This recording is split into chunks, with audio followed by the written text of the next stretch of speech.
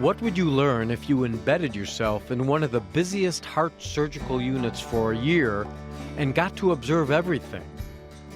You are listening to ReachMD XM157, the channel for medical professionals. Welcome to the ReachMD Book Club. I am your host, Dr. Mark Nolan Hill, professor of surgery at the Chicago Medical School, and with me today is journalist and historian Charles Morris.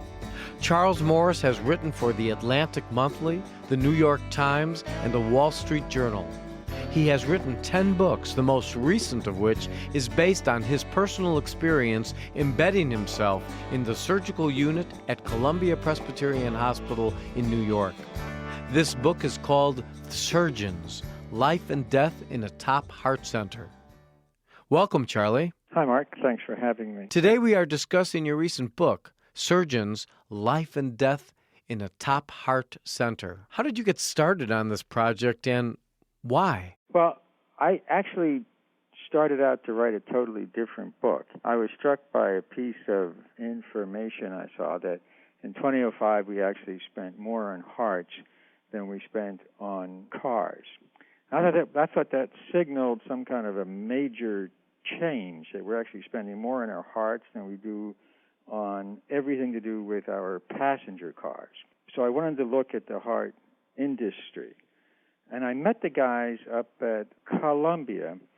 I spent several days with them, and I was really so impressed at what they did and how they interacted with each other that I thought, rather than do a book at like a 5,000-foot altitude, I'd try to get down really close and see how it worked on a close day-to-day basis and let the book flow from that. Now, how did they receive you? I'm not sure why they ever let me do it, but for some reason, well, the first deal was I could come in for a week and there were some things I could see and some things that I couldn't see, and then that got stretched out to a month.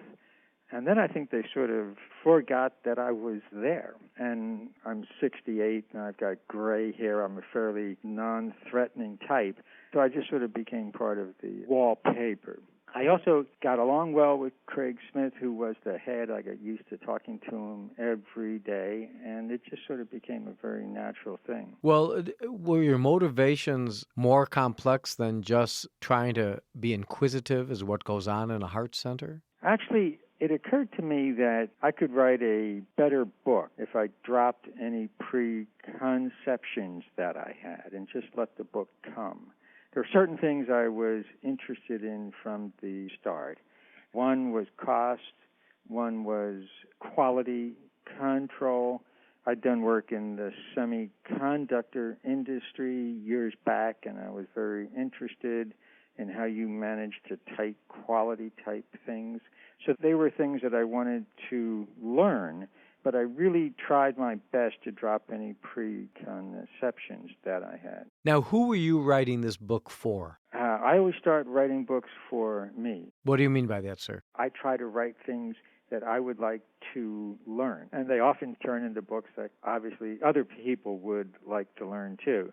So what I tried to do was look through who were the patients, what did they do, how did the surgeries go, how did they work, what did the doctors do when things went wrong, how did they deal with that, were there sad cases, were there happy cases, how did the patients feel. Did the physicians open up to you? Yeah. Once I was there, they just talked in a very natural way. Now, how do you think that your perspective was different being a non-physician as opposed to, let's say, being a physician observing a surgeon? Well, one thing I had in the back of my mind all the time is what made this different from, say, GE making power engines or something like that. And well, I'll tell you what really was different is when GE starts out to design some sort of a system, their goal is to make every step exactly the same, every stage, every single engine or chip that they make. So the first lesson was that obviously doesn't work here because every patient, there are some sort of better ways to do certain kinds of heart surgery, but every patient's different. Some have arteries that are like paper thin. There are things you can do, things you have to be very, very careful of. Some you can go straight in, some you can't. So the first thing was that this was very much a true craft. And that caused me to step back and think about it in a different way than the GE or the Intel approach really wouldn't work here. If you have just joined us, you are listening to the Clinicians Roundtable on ReachMD XM157. I am your host, Dr. Mark Nolan Hill, professor of surgery at the Chicago Medical School, and with me today is journalist and historian Charles Morris. We are discussing his most recent book, Surgeons, Life and Death in a Top Heart Center. Charlie, what surprised you most? What surprised me most was how very old most of the patients were. I mean, I would have thought that, I think that the average patient was probably at least 79 to maybe 84. And I saw one patient, I think, was 90. I think in 1965, they wouldn't even do heart surgery for anybody over 60. So one thing was very, very striking. Second thing was how enormously intricate and time-consuming each procedure was. There were thousands and thousands of different steps. And again, everybody doing it differently at some point. And they talk about that. That was one very interesting thing that they talked about all the time, sort of each person's different operating style, if you will. And that's a place where they try not to teach a single surgical style because they think that that doesn't lead to the best surgery all the time, that each man has to get his own style. Now, what was the total length of time that you spent with these surgeons? I was there 3 or 4 days a week, most of the day for the first 6 months I worked on the book.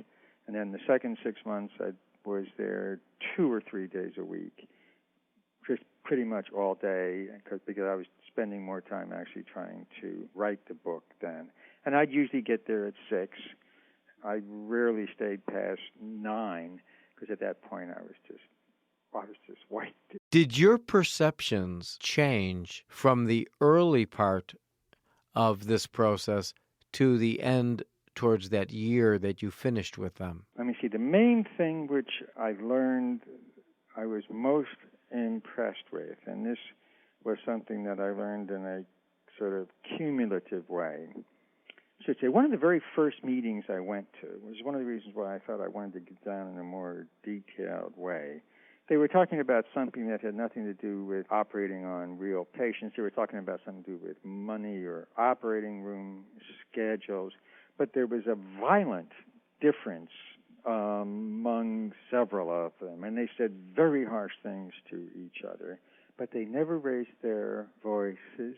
Nobody pounded the table. It was taken as if it were a normal conversation.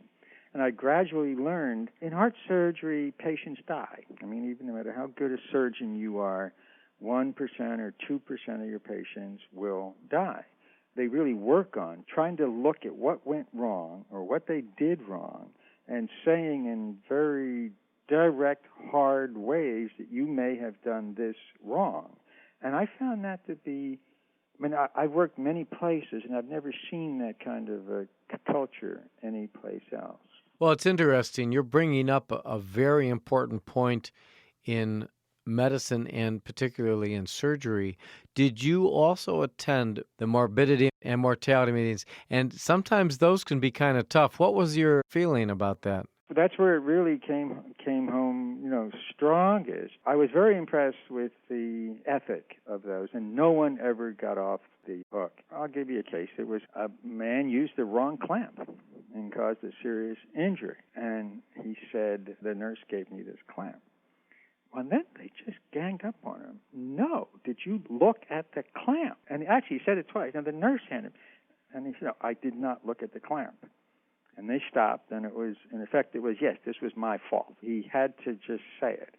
And I thought that was quite striking. And again, there was no hard feelings. There was no put down. This was a fine surgeon with a great record.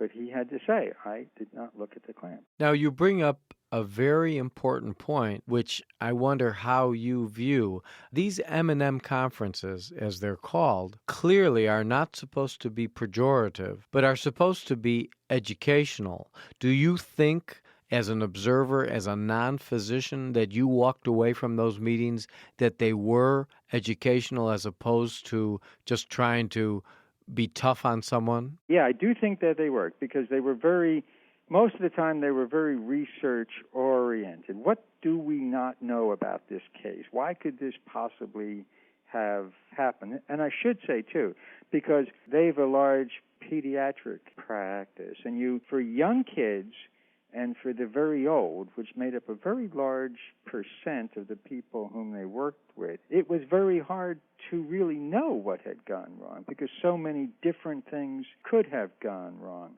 So I would say that probably half the time it was pretty clear that this was a very old person and this whole venous system had simply collapsed and they'd done everything that they usually do. Many of the rest were in this research kind of mode. What could possibly have gone wrong here?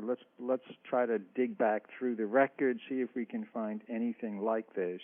And a small percent were the kind of thing which I just mentioned, making sure that if you did something wrong, that it was really clear and you really focused on it so you would never do it again. Now, clearly, patients never hear these type of conversations. You sitting there, were you shocked by some of these conversations? No, because I'd seen the surgeries. I mean, these were 7-hour-long things with thousands and thousands of steps.